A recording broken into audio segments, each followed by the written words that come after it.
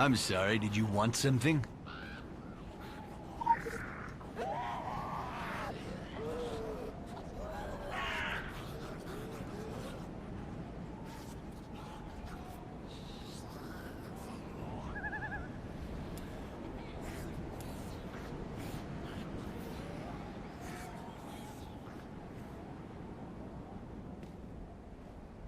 Finally. Are you with Grayson Security? I've been trying to get a hold... No. You wouldn't happen to have a helicopter, would you? Of course not. This is private property, but I won't belabor the fact. I'm not particularly attached to it. Who in their right mind would want an abandoned amusement park on a godforsaken island in the Atlantic? Aside from Nathaniel Winter, of course. Yeah, that Nathaniel Winter. Millionaire. Mogul. Also, as it turns out, theme park tycoon. Nathaniel brought me up here during construction. And even then, there were accidents. Workers falling to their deaths. Equipment malfunctioning as soon as it was turned on. Strange whispers at night, according to the crew, coming from the rides themselves. But he was a stubborn son of a bitch, my father. The park opened against all odds right on schedule. Whole island showed up for the ribbon cutting. But the accidents continued. A roller coaster derailed, killing a family of 3. A 10-year-old kid was found, dismembered, behind the cotton candy stand. An employee in a chipmunk costume went berserk, stabbing 2 teenagers in the eye. By 1980, Nathaniel was forced to shut it all down. There were investigations. It was all over the papers. So we closed up shop. Stayed behind while my mother and I went back to Boston. Never saw the son of a bitch again. I remember Nathaniel telling me once, after the bumper cars crushed one of the engineers, that this was all par for the course. Great deeds require great sacrifice, he said. Next time I saw my father, he was in a casket. He outlived everyone and left me nothing of his fortune. Except... I don't want his money. And I didn't ask for the park, neither. All I want is answers. You can say a lot about Nathaniel Winter, but he never made a bad investment or a rash decision. So why in God's name did he build this park? I've heard them. At night. The rides? They do whisper.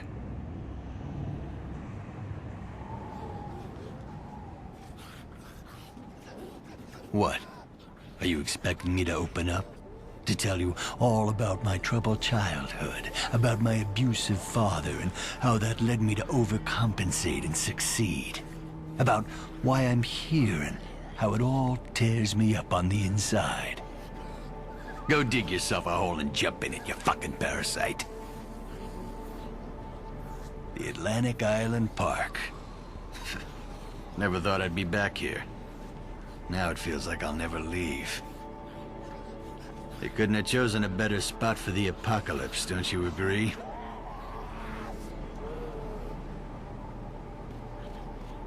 Close the gate on your way out.